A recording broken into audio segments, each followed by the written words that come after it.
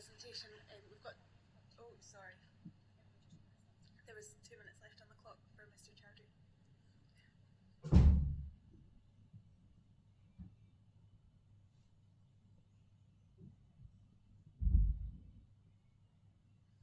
Okay, so I'm going to be very quick. It is with profound regret I address you today, representing not only my daughter, but also a community that looks to your council for protection and support. While I may not possess the eloquence of speech exhibited by my daughter, nor do I share the deep emotional bond with Aberdeen as she does, I stand before you as a father consumed by passion, dismayed and outraged by the treatment this council has inflicted upon its residents.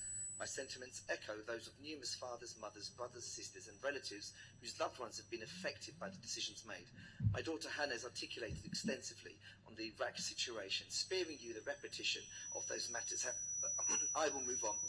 I find myself now elected onto the Tory County Community RAAC Campaign Committee, charged with bringing to your attention the multitude of homeowners seeking clarity for their uncertain futures. RAAC homeowners in Tory find themselves in a state of limbo as they await your council's decision regarding the fate of Gas estate homes. Your inclination. Is that okay? If you hold a second.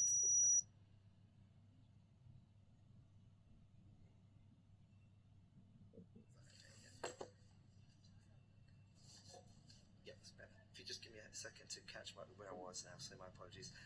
So RAAC homeowners in Tory find themselves in a state of limbo as they await your council's decision regarding the fate of the Gas estate homes. Your inclination towards decanting among several other options appears to them as driven by self-interest. Concerns have been raised regarding the perceived motives behind the desire for a link road to the new £420 million South Harbour project, suspicions of ambitions to secure Freeport status, and apprehensions regarding the £80 million investment zone and £120 million energy transition zone. We seek assurance that these considerations have not unduly influenced your decision-making process. Specifically, we demand clarity that objections regarding the route of the link road through St Fittick's Park or expansion plans for the aforementioned projects have not tainted your judgment. We insist that the aesthetic appeal of outcomes remain a separate consideration from these discussions. The current predicament of zero equity has plunged homeowners into financial distress. Those intend to sell now face uncertainty, with those with mortgages encountering difficulties in securing renewals. Homeowners who have cleared their mortgages have seen their life savings evaporate, while those with shared equity arrangements are left bewildered about the extent of the government's liability. Did the council contemplate these ramifications when reaching its decision to evacuate homes? Homeowners are left with insurance policies that may prove futile. I'm just going to skip through Aberdeen City Council decision remaining pending. Though your decision remains pending, we implore you to exercise prudence. The proposed options, while touted as progressive, disregards the interconnectedness of homeowner properties with council-owned dwellings as well as the rights of leaseholders whose homes fall under your jurisdiction. It risks rendering homes uninhabitable for those determined to retain their properties.